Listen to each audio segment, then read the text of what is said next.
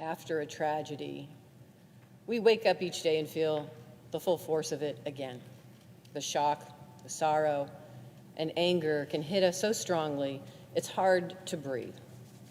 And that is the first part of mourning.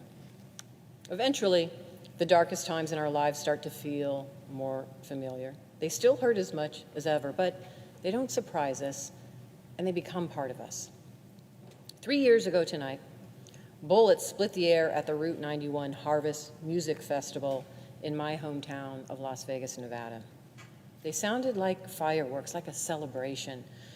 But these were the first shots in the worst mass shooting in modern American history. Within minutes, those present at the outdoor festival understood at least some of what was happening. A gunman, high up in a hotel room, had taken aim at the people below. Hundreds of people were shot and hundreds more wounded trying to get to safety. 58 people lost their lives that night, and 2 more have passed from grievous wounds since. Within minutes, Nevadans began working together to save lives and help those in need. From those with years of training as first responders to bystanders whose only qualification to help was a car at the ready, Las Vegans pulled together. Nurses and doctors rushed to hospitals, and ordinary Nevadans stood in line to give blood.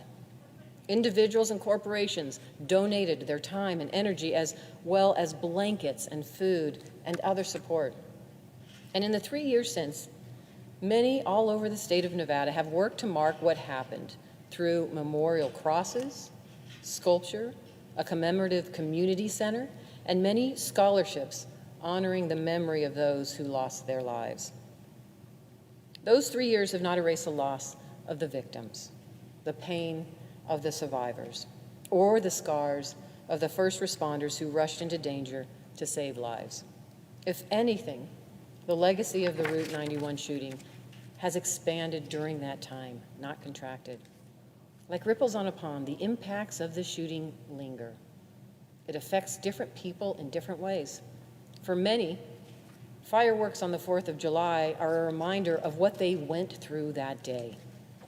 Gina Morano has learned to prepare herself for Independence Day and New Year's Eve. But if a car backfires unexpectedly, she has to start the process of reminding herself, you're safe, it's okay. Her sister Marisa, who was also at the festival with her, says that her own daughter has picked up the habit of reacting to loud noises. She said, it breaks my heart because my trauma has passed to her. The fear resurfaces for these sisters in so many situations, on anniversaries, including of all the shootings since then. At high schools, where Gina was doing outreach to students and feared that she was putting herself at risk of another shooting. Passing the Strip, eerily empty during the pandemic, like it was on the days after the festival. Anywhere where there is darkness and music, even on an evening out. And the Morano sisters are not alone. While the tragedy of the Route 91 shooting may be 3 years behind us, for many survivors, a moment can bring it all roaring back. This is one of the reasons I'm so committed to getting more funding and support for mental health and substance abuse treatment in this country. Just because you can't see many of the scars from the Route 91 festival, it doesn't mean they're not there. And that's true for mental health in general. So many Americans deal on a daily basis with challenges that even their closest loved ones can struggle to understand. Many first responders, for instance, carry the trauma they see at scenes of crime, disaster, and tragedy with them. I introduced legislation to provide confidentiality to federal law enforcement who use peer counseling services and to track law enforcement suicides in order to develop more effective prevention programs for our first responders. For everyone struggling with mental health concerns, peer support can be key, which is why I've introduced the Virtual Peer Support Act to help these key behavioral health programs move online to meet huge community needs during this pandemic, because it really does take a community of support to help people through tough times. Treating the wounds, visible and invisible, from the Route 91 Harvest Festival shooting is only one part of what we owe the survivors. The other part is to take more action at the federal level to prevent attacks like this in the first place, to reduce the gun violence that we've become far too accustomed to. Overwhelming majorities of Americans want common sense gun reform, including many responsible gun owners like those in my own family. We can do this here in Congress. Nevada has done it. At the state level, we've banned the bump stocks used in the Route 91 shooting. We've closed the loophole that lets private sellers sell guns without background checks. We can and should do all of these things at the federal level. I've pushed for all of these things during my time here in the Senate, because no family should have to go through what I saw that Monday night at the Reunification Center in Las Vegas, when families were waiting to hear what happened to their loved ones the night before at that concert.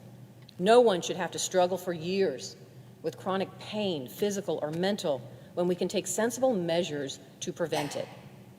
To all of the families I met who have been touched by this tragedy, and for the hundreds more that I have spoken with, I want you to know that Nevadans haven't forgotten you.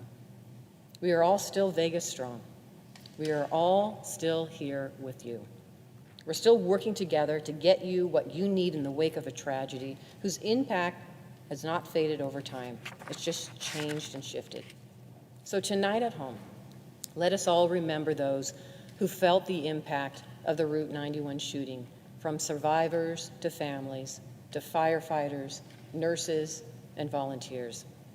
Let us move toward an America that protects its communities from violence and that helps those who live through it heal. Thank you, Mr. President. I yield the floor.